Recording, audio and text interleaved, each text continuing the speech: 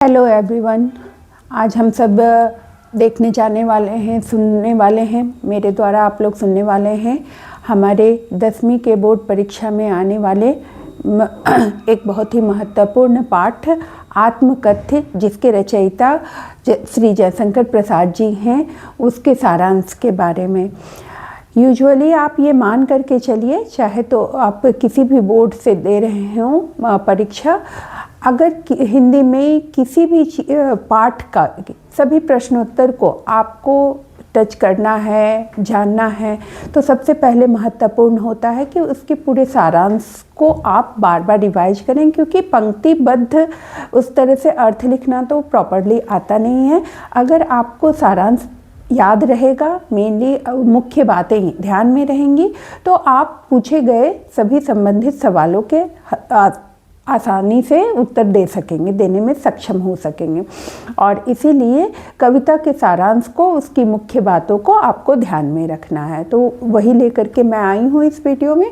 तो सबसे पहले हम लोग अपने कवि परिचय पे आते हैं। पाठ में भी बहुत लंबा कवि परिचय आपको दिया हुआ नहीं है, लेकिन मुख्य उसमें जो है उनका जन्म कब, कहाँ हुआ था और उनकी कुछ मुख्य कृतियाँ, ये सब आपको पता होनी चाहिए। और जो कविता आप पढ़ने जा रहे हैं, उस कविता को लिखने के पीछे उनका उद्देश्य क्या था, ये जरूर आपके ध्यान में होना चाहिए। ठीक है, तो चलिए शुरू करते हैं हम लोग कवि परिचय से। जयशंकर प्रसाद जी का जन्म 1889 में वाराणसी में हुआ था। वाराणसी मतलब कि हमारा उत्तर प्रदेश, ठीक है ना। काशी के प्रसिद्ध क्वींस कॉलेज में वे पढ़ने गए, परंतु स्थितियां अनुकूल न होने के कारण वे 8वीं से आगे नहीं पढ़ पाए। प्रायः जिस एनसीईआरटी में अभी जितनी भी कविताएं हैं, बहुत समय से जो चल रही हैं या कहानियां चल रही हैं, गौर कीजिएगा तो आप पाइएगा कि वो काफ़ी भी पीछे समय की कवियों की कविताएं, लेखकों की कहानियाँ हैं। धीरे धीरे थोड़ा चेंज किया जा रहा है, लेकिन पुराने समय की ही कविताओं को ज़्यादा पढ़ाया जा रहा है, क्योंकि आप ताकि साहित्य की गहराई को समझ सकिए, ठीक है ना। क्योंकि पुरानी चीज़ों को अगर आप इसी बहाने जानिएगा तो उसकी गहराई को समझिएगा, और आपका जो है भाषा पे आपकी पकड़ जो है और अच्छी बन पाएगी। बाद में घर में ही उन्होंने संस्कृत, हिंदी, फारसी इत्यादि का अध्ययन किया। तो उन सारे कवियों की इसमें हमने, जैसे अभी हमने इससे पहले सूरदास और तुलसीदास जी के बारे में पढ़ा, उन्होंने तो इतनी भी पढ़ाई नहीं की थी, लेकिन फिर भी वो बहुत कुछ ऐसा लिख करके तो नहीं गए, उनकी लिखी हुई बातों को लिखा गया बाद में, और उन्होंने कह करके गए। तो इस चीज़ को आपको ध्यान में रखना है कि जीवन एक अनुभव का नाम है। ज्ञान जो है वो सिर्फ पढ़ने से सच बात है कि नहीं होता, किताबी ज्ञान से ही ज्ञान नहीं होता। ज्ञान अनुभव पर भी बहुत ज़्यादा आधारित होता है, और अनुभव से जो ज्ञान मिलता है वो एक्चुअली ज़्यादा टिकाऊ होता है। तो इन लोगों की भी जीवनी अगर आप पढ़ने जाइएगा तो ऐसा ही अनुभव होगा कि इन्होंने बहुत ज़्यादा पढ़ाई नहीं की थी, लेकिन फिर भी इनके पास इतना ज्ञान था, इन्होंने उस पर फिर शोध किया। एक तरह से ये कीजिए, कहिए किसी भी बात पे इतना मनन उन्होंने किया जीवन पे कि कुछ कुछ लिखते चले गए, और उनकी बातें इतनी वजनी हैं कि आज भी हम लोग उसको पढ़ रहे हैं। ठीक है, कुछ प्रमुख काव्य कृतियाँ हैं: चित्राधार, कानन कुसुम, झरना, आंसू, लहर और कामायनी। कामायनी इनकी काफ़ी प्रसिद्ध रचना रही है। नाटक में अजातशत्रु, चंद्रगुप्त, स्कंदगुप्त, ध्रुव स्वामिनी। उपन्यास भी इन्होंने कुछ लिखे, कुछ कहानी संग्रह हैं। नाम यूजुअली एक दो बार रीड कर लीजिएगा, इतना तो याद नहीं रहता है, लेकिन फिर भी आपको इतना तो थोड़ी सा पता होना चाहिए कि इन्होंने इस तरह तरह की विधा में तरह तरह की चीज़ें इन्होंने लिखी हिंदी साहित्य में। अगला हम लोग आते हैं अब अपनी कविता पे। नेक्स्ट कविता का पहला, ये जो कविता है, इस कविता का शीर्षक है आत्मकथ्य। आत्मकथ्य आप लोग जानते हैं, अपनी कहानी। आत्म मतलब अपनी, कथ्य मतलब कही गई, अपने बारे में कही गई बातें, ठीक है ना। जैसे हिंदी में आत्मकथा होती है ना, कहानी बोलते तो कथा होती है, कथ्य कही गई बातें, ठीक है ना। तो इसमें जयशंकर प्रसाद यानी कि हमारे कवि ने अपने बारे में, अपनी जीवनी के बारे में कुछ कहने का प्रयास किया है, लेकिन वस्तुतः ये आत्मकथ्य नहीं है, क्योंकि इसमें इन्होंने बार बार इस बात को बताने की कोशिश की है कि कहा जाता है इसके पीछे की, इस रचना के पीछे की कहानी कही जाती है कि जैसे किसी भी एक क्षेत्र के लोगों का एक समूह होता है, वैसे ही लेखकों का, कवियों का अपने समय में हर समय से एक समूह होता आया है।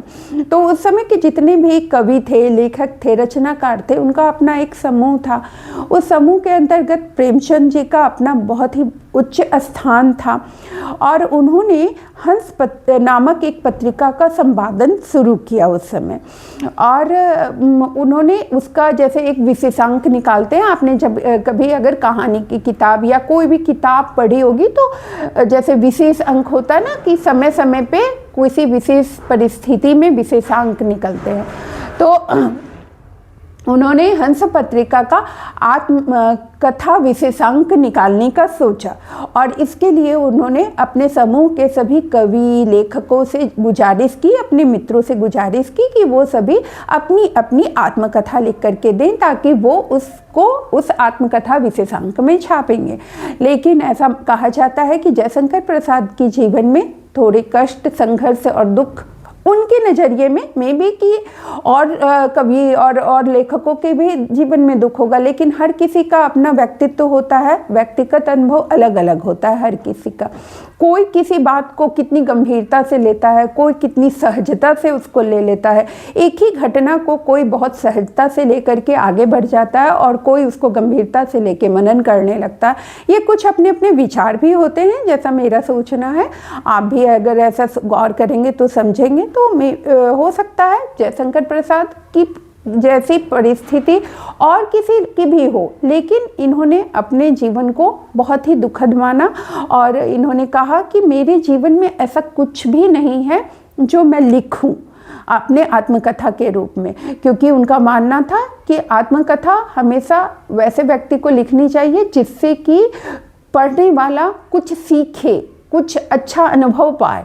लेकिन मेरी आत्मकथा में, जैसा उनका कहना था कि उनकी आत्मकथा में सारे दुखद पहलू हैं और उन दुखद पहलुओं को वो किसी के सामने नहीं लाना चाहते। तो ये नहीं लाना चाहते इनके सेंस से उन्होंने एक कविता गढ़ डाली, क्योंकि वो कवि और रचनाकार थे और उसको ही प्रेमचंद जी ने सहर्ष स्वीकारा और अपनी पत्रिका में उसको अपना स्थान दिया। और वही कविता आपके सिलेबस में यहाँ पे दी गई है। एक पैरा पढ़ करके मैं उसका कॉमन अर्थ आपको बताऊंगी, जिसको कि आपको ध्यान में रखना है, ठीक है। मधुप गुनगुनाकर कह जाता कौन, कहानी अपनी मुरझा कर गिर रही पत्तियां देखो कितनी आज घनी। हर चीज की अर्थ होता है, हर शब्द का अपना अर्थ है, उसको ध्यान से समझ लेना है, दिमाग में बिठा लेना है।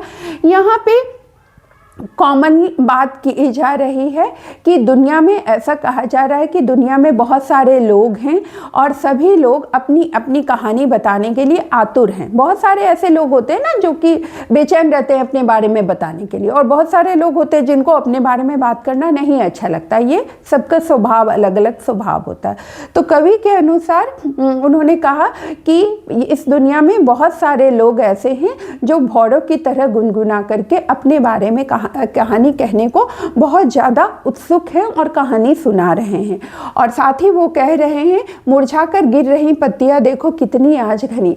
तो यहाँ पे मानवीकरण अलंकार का प्रयोग किया गया है। मानवीकरण अलंकार आपने क्लास 10 में पढ़ा है कि मानवीकरण अलंकार वो अलंकार का रूप होता है जिसमें कि प्राकृतिक चीज़ों की तुलना मनुष्य से की जाती है। तो यहाँ पे उन्होंने उसी का प्रयोग किया है। उन्होंने पत्तियों से जो है जीवन का, मनुष्यों की तुलना की है। तो जैसे इस दुनिया में बहुत सारे लोग आते हैं फिर चले जाते हैं, उनका जीवन काल खत्म होता है और वो दुनिया छोड़ करके चले जाते हैं। उसी तरह से उन्होंने कहा है कि देखो आज कितनी ही पत्तियां मुरझा रही हैं, पेड़ से गिर रही हैं, यानी कि उनके बहुतों का जीवन शुरू हो रहा है, बहुतों का जीवन खत्म होने के कगार पे है या खत्म हो रहा है इस अनंत आकाश के नीचे, इस विशाल आकाश के नीचे धरती पर। और सभी गुनगुना करके, उनमें से बहुत सारे जो हैं वो गुनगुना के अपनी कहानी कहने को उत्सुक हैं। फिर वो कहते हैं, यह लोग करते ही रहते हैं अपने व्यंग मलिन उपहास, तब भी कहते हो कह डालूं दुर्बलता अपनी बीती। कभी कहते हैं कि उनमें से बहुत सारे लोग जो अपनी कहानी सुनाते हैं उसमें कुछ अच्छे पहलू भी होते हैं, कुछ बुरे पहलू भी होते हैं, और जो दूसरे जिनको वो सुनाते हैं या जो सुनते हैं उनमें से बहुत सारे क्या होता है ना कि सुन करके हंसी उड़ाते हैं। ये कॉमन बात है कि जब हम लोग अपना दुख किसी को बताते हैं, क्योंकि किसी का भी व्यक्ति का जीवन ऐसा नहीं हो सकता जिसमें सिर्फ सुख ही सुख हो, जिसमें सिर्फ अच्छाई ही अच्छाई हो, बढ़ोतरी ही बढ़ोतरी हो।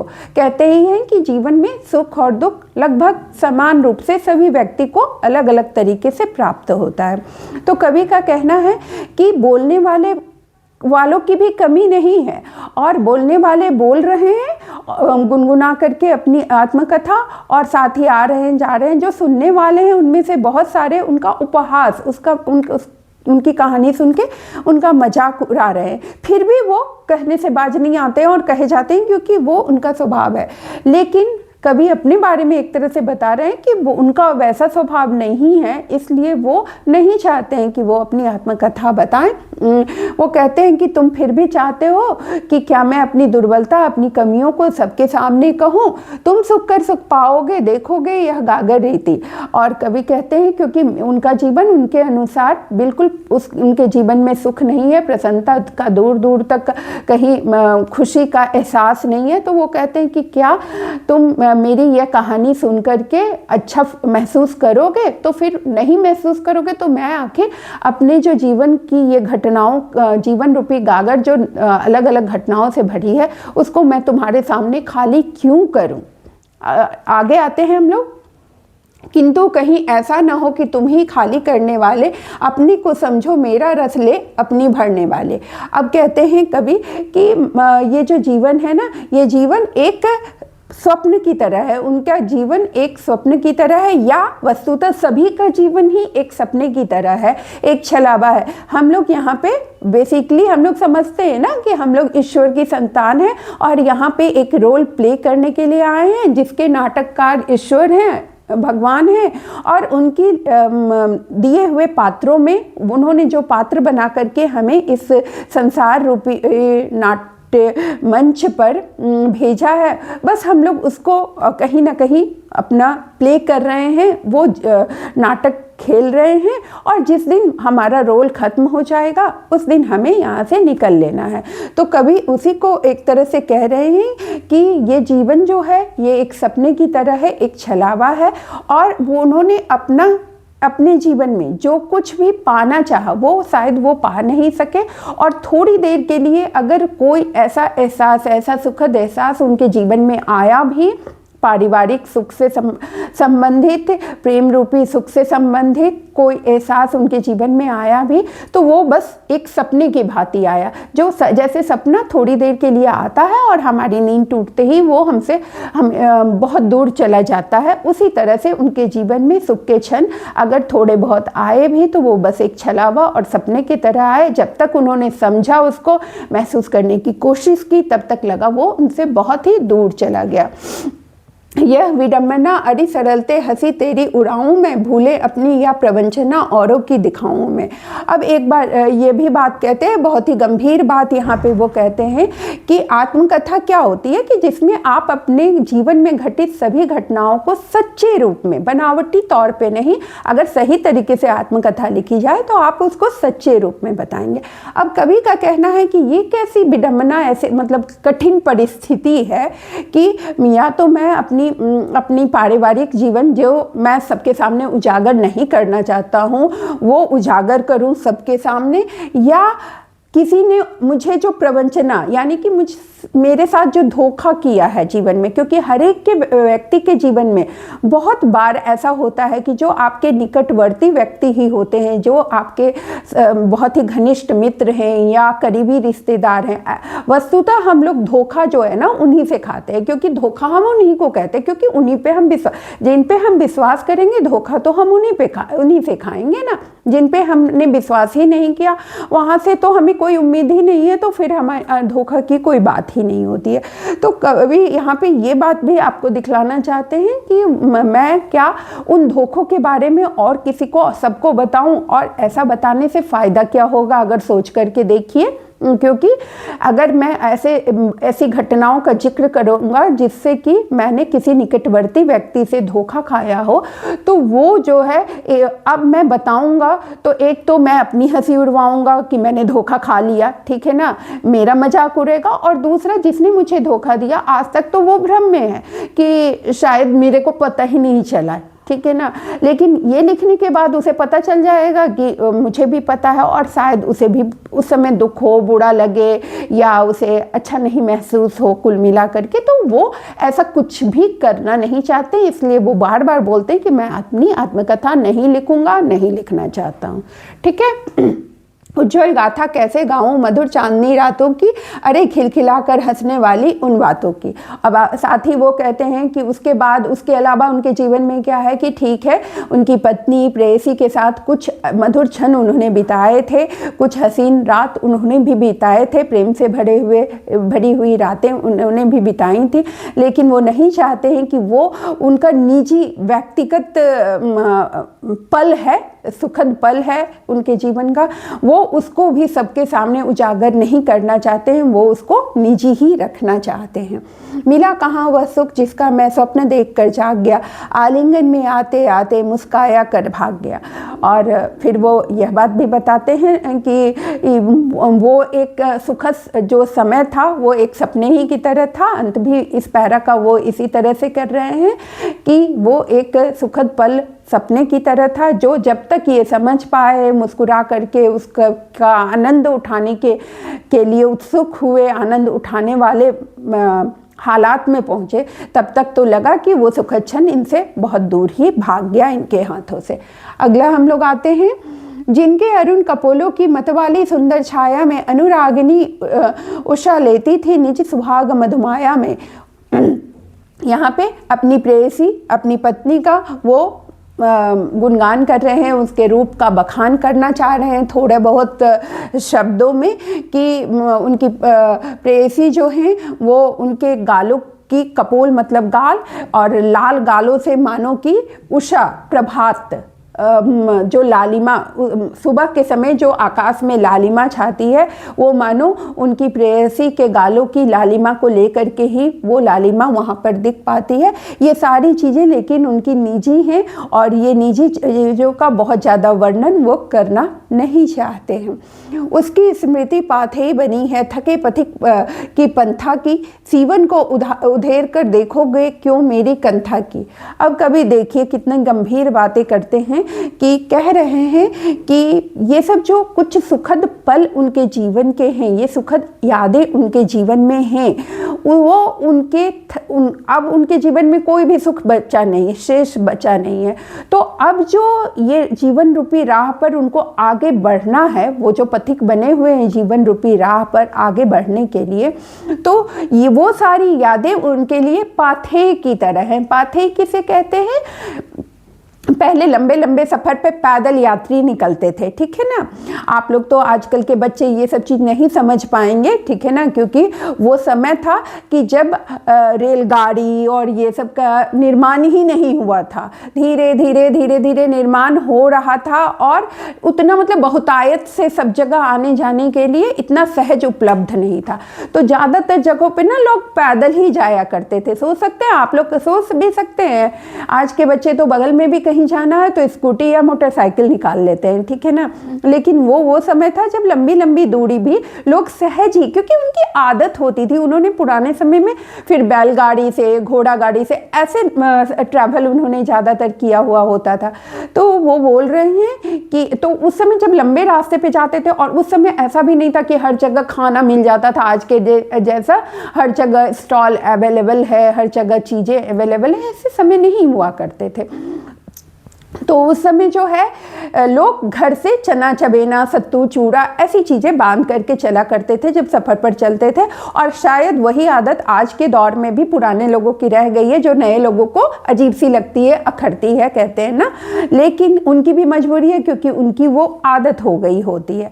तो वो वही कह रहे हैं कि जैसे रास्ते में राहगीर पाथे लेकर के चलता है और जब भूख लगती है तो वो उसको खा के अपनी भूख शांत करता है और अपने आगे के सफ़र को जारी रखता है। उसी तरह से कवि कह रहे हैं कि ये जो थोड़ी बहुत सुखद यादें उनके जीवन में हैं, वो पाथी की तरह हैं उनके बाकी के जीवन को पूरा करने के लिए, क्योंकि जीवन कब तक चलेगा, कब इसका अंत होगा, ये तो वो नहीं जानते हैं। तो अब जो शेष जीवन बचा है, जिसमें अब खुशी की कोई घड़ी नहीं आने वाली है शायद, क्योंकि सारी खुशियां तो बीत चुकी हैं, उसमें वो थोड़ी बहुत सुखद स्मृति उनके लिए पाथे बन रही है। और फिर वो कहते हैं, मानो कि सीवन को उधेर कर देखोगे क्यों मेरी कंथा की। अब ये कंथा क्या होता है, वो पुराने समय में गाँव में आज भी बहुत सारे घरों में बनता है, आपने देखा भी होगा। उसका मॉडर्न रूप जो देखिए, चीज़ें मेरे आप गौर कीजिए मेरे नज़रिए से, तो मैंने पाया है कि चीज़ें हमेशा वैसी ही रही हैं, बस उसका रूप थोड़ा बहुत समय के अनुसार और टेक्नोलॉजी के अनुसार, हाँ टेक्नोलॉजी बहुत फास्ट हो आगे बढ़ गई है तो उसके अनुसार रूप बदलता है, लेकिन कहीं ना कहीं बेसिक जो है ना बेस से ही आता है। ठीक है, तो कंथा क्या होता है, जो कि हम लोग बोलचाल में ना, आपके तरफ क्या क्या आप लोगों के तरफ बोला जाता होगा, ये आप कमेंट बॉक्स में बोल करके दिखलाएंगे, लिख करके भेजेंगे, ठीक है ना, मेरी जानकारी बढ़ेगी।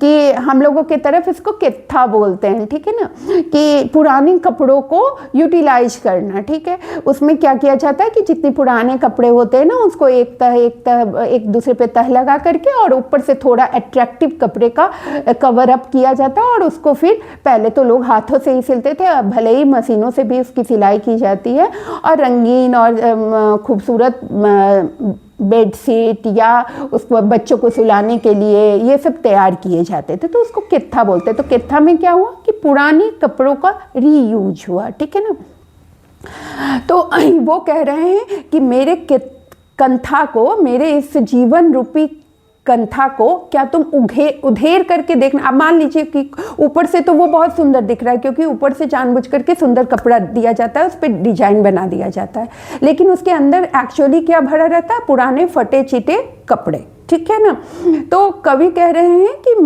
मेरा जीवन जो है ना उस कथा की तरह ही है, जिसका ऊपर तो ठीक ठाक दिख रहा है, ऊपर से तो मेरा जीवन ठीक ठाक दिख रहा है, पर अंदर से जो है ना इसमें सिर्फ फटी चिटी, मतलब कि कहने का कि दुख और दर्द भरा हुआ है। तो क्या तुम मेरी आत्मकथा लिखवा करके या सुन करके मेरे इस सीएन को उघार करके मेरे दुख को देखना चाह रहे हो क्या? छोटे से जीवन की कैसे बड़ी कथाएं आज कहूँ, क्या यह अच्छा नहीं कि औरों की सुनता मैं मौन रहूं। अब कवि कह रहे हैं कि मेरा जीवन बहुत ही छोटे समय का है और इसकी कहानी मैं ज़्यादा शुरू से वो बार बार नकार ही रहे हैं, थोड़ा बहुत बता भी दे रहे हैं और साथ में नकार भी रहे हैं कि वो नहीं कहना चाहते हैं। और वो कहते हैं कि क्या ऐसा अच्छा नहीं है कि मैं दूसरों की ही बातें सुनूं, मैं अपनी बातें ना कहूं। सुनकर क्या तुम भला करोगे मेरी भोली आत्मकथा, अभी समय भी नहीं थकी सोई है मेरी मौन बथा। और कवि कहते हैं कि ऐसे भी मेरी आत्मकथा सुनकर के तुम क्या ही करोगे, बहुत सारे कहने वाले हैं, उनकी सुनो, मुझे कहने का मन नहीं है तो इसलिए मेरी ना ही सुनो, क्योंकि मैं जो है सो चुपचाप अपने दुख के साथ चुपचाप रहना और अपनी आत्मकथा को अपने अंदर ही रखना ज़्यादा पसंद कर रहा हूँ। ठीक है, अगला हम लोग आते हैं। कवि की सादगी और विनय का स्पष्ट प्रमाण मिलता है इस कविता में।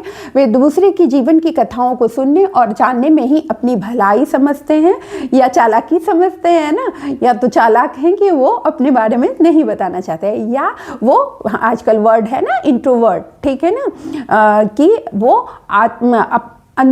अंतर्मुखी हैं, वो अपनी बातें सबको नहीं बताना चाहते हैं, ये एक स्वभाव होता है। ठीक है ना, कि अभी उनके जीवन की कहानी सुनाने का वक्त ही नहीं आया है, इसलिए मेरे अतीतों को मत कुरे दो और मुझे मौन ही रहने दो। ये वो मतलब लोग अपने मित्रों से आग्रह एक तरह से कर रहे हैं कि उन्हें मौन ही रहने दिया जाए, वे दूसरों की आत्मकथा ही सुन करके खुश हैं। ठीक है, कवि मानते हैं कि आत्मकथा लिखना आत्म प्रदर्शन बन सकता है, इसलिए वे अपने निजी दुखों को सार्वजनिक नहीं करना चाहते हैं। सारांश इस एक लाइन में अगर लिखना रहे इस कविता का सारांश, जैसे ऐसे तो चैप्टर से संबंधित आपके 2.5 मार्क्स के क्वेश्चंस आते हैं, लेकिन जैसे पठित काव्यांश एक पार्ट आता है आपके बोर्ड परीक्षा में, आपने देखा होगा, प्री बोर्ड में भी आपने दिया होगा, आपको अभ्यास करवाया गया होगा अपने अपने विद्यालयों में कि एक पोर्शन होता है पठित काव्यांश का और पठित गद्यांश का, उसमें आपको चैप्टर वाले ही कविता का एक पार्ट दिया जाता है, उससे संबंधित सवाल पूछे जाते हैं। तो उसमें आपको ये सब मददगार होगा कि कैसे छोटा बना करके आप मूल बात को लिख सकते हैं। आपकी कला यही है कि बात सारी जानिए, लेकिन उसको 2.5 नंबर के क्वेश्चन में भी समेटना जानिए, क्योंकि प्रश्नोत्तर आपको 2.5 नंबर का आता है, 2.5 मार्क्स का आता है, और साथ ही साथ उसको 1 मार्क्स में भी कन्वर्ट करना जानिए, ताकि जब गद्यांश पे या पद्यांश पे आधारित प्रश्न हो तो उसमें तो 1 नंबर या 2 नंबर का प्रश्न रहेगा, तो कैसे आप लिखेंगे। हमेशा इस चीज़ को जानिए कि ये भी मोटो जानिए। जैसे बच्चे पूछते हैं ना यूजुअली कि मैम 60 शब्दों में लिखना है तो कैसे लिखना है, 80 शब्दों में लिखना है तो कैसे लिखना है, तो वहाँ पे हम लोग शब्द गिनने नहीं बैठते हैं। ये आप लोग को पता होना चाहिए कि हम लोग शब्द गिनने नहीं बैठते हैं। एक अंदाजन हम लोग एक स्क्रिप्ट कर लेते हैं अपने दिमाग में कि लगभग हमें इतना लिख लेना होता है, तो उसमें वो आ जाता है, लगभग उतने शब्द आ जाते हैं। और उसके लिए बेसिकली मैंने अपने विद्यालय में हमेशा फंडा दिया है ये कि 2.5 मार्क्स जैसे है, ठीक है, 2.5-3 मान करके चलिए, तो उसका डबल जाइए तो 6, ठीक है। तो वही 6 to 10 लाइन में आपका आंसर फिट होना चाहिए, क्योंकि स्टार्ट का और अंत का एक आध लाइन तो क्वेश्चन से ही, प्रश्न से ही संबंधित हो जाता है, उसी लाइन को हम लोग रिपीट करते हैं। तो बेसिक जो आंसर है वो एकदम कनेक्टेड होना चाहिए, उल्टी पुल्टी बातें ना लिखी होनी चाहिए, और वो कॉन्सेप्ट आपका 5 से 6 लाइन जाना चाहिए, और उसको आप पॉइंट वाइज लिखिएगा। बेहतर मतलब चेक करने वाले पे अच्छा असर डालता है, क्योंकि उनको आसानी होती है वो चेक करने में, और क्लियर कट लिखिएगा, ठीक है ना। तो लगभग हम लोग डबल मार्क्स का डबल से थोड़ा सा ज़्यादा जाते हैं, तो लगभग उतने शब्द को वो कवर अप कर लेता है, ठीक है। अब हम लोग आ जाते हैं इस क्विक रिवीजन वाले पार्ट पर कि फटाफट इस चैप्टर में हमने क्या देखा उसकी बात कर लें। तो कवि परिचय, जयशंकर प्रसाद छायावाद के मुख्य कवि माने जाते हैं, भावुक, दार्शनिक और आत्मचिंतनशील कवि, मानव जीवन की पीड़ा और संवेदना के गायक, प्रमुख काव्य कामायनी। शुरू में भी जैसा मैंने बताया, कविता का मुख्य विषय आत्मकथा न लिखने का कारण यही उन्होंने पूरी कविता में बताने की कोशिश की है। संसार की नश्वरता और क्षणभंगुरता, उन्होंने कहा है कि लोग जो है इस संसार में आते रहते हैं, जैसे सूखी पत्तियां झड़ती हैं पेड़ों से, उसी तरह से लोगों का जीवन है। लोग आते रहते हैं, नए जन्म लेते हैं, पुराने जाते रहते हैं। लोगों द्वारा दूसरों के दुख का उपहास सभी कोई करते हैं अधिकतर। जीवन में अधूरे सपने और टूटे सुख, सबके जीवन में कुछ न कुछ सपने अधूरे रह जाते हैं, और सुख जो मिलते भी हैं वो क्षणिक ही होते हैं। आत्मसंयम और मौन का महत्व, और अंत में उन्होंने बताया है कि भैया मौन रहना अच्छी बात है। भाषा शैली संस्कृत निष्ठ, खड़ी बोली, संस्कृत के कुछ शब्द आए हैं, खड़ी बोली है। भावात्मक एवं विचार प्रधान शैली, प्रश्नवाचक और आत्मसंवादी शैली, जिसमें प्रश्न पूछा जाए। एक आध प्रश्न उन्होंने पूछा है, कैसे दुर्बलता कहूँ, कैसे आत्मकथा सुनाऊँ, ठीक है ना। और संवादात्मक हुआ कि बातचीत की तरीके का, ठीक है ना। तो इस तरह से केंद्रीय भाव है, कभी आत्म प्रदर्शन के विरुद्ध है, निजी दुखों को सार्वजनिक करने करना गलत मानते हैं, जीवन में संयम और गरिमा को आवश्यक मानते हैं, मौन को सच्ची अभिव्यक्ति का माध्यम भी मानते हैं। और परीक्षा के लिए याद रखने लायक कुछ बिंदु हैं यहाँ पे। कविता आत्मकथात्मक होते हुए भी आत्म प्रदर्शन का विरोध करती है। यहाँ विरोधाभास दिखलाया जा रहा है, ठीक है ना, कि कहने को ये आत्मकथा, आत्मकथ्य इसका शीर्षक दिया गया, लेकिन उनका जो बोलने का तरीका है वो ये बार बार बता रहा है कि मैं आत्मकथा नहीं बताना चाहता हूँ, नहीं बता रहा हूँ, ठीक है। गागर रीति, जीवन में सुख का अभाव, मौन व्यथा, दबा हुआ मानसिक दुख। छायावाद की प्रमुख विशेषताएं यहाँ पे स्पष्ट होती हैं। छायावाद में प्राकृतिक चीज़ों, छाया किसी चीज़ की परछाई, ठीक है ना, तो मनुष्य के जीवन की तुलना, मनुष्य के जीवन की घटनाओं की तुलना और प्रकृति के चीज़ों से लेकर के तुलनात्मक अध्ययन करवाया गया है। प्रश्नवाचक शैली से आत्मसंघर्ष प्रकट, ठीक है। तो इस तरह से हमारा इस पाठ का सारांश खत्म होता है, मुख्य बिंदु खत्म होते हैं। ध्यानपूर्वक वीडियो को बार बार सुन करके आप लोग परीक्षा के लिए तैयार होइएगा। और बार बार मैं ये बताऊं कि नंबर को ध्यान में रखते हुए अगर बेसिक बात आपको याद है तो आप प्रश्नों के उत्तर आसानी से दे पाएंगे। धन्यवाद।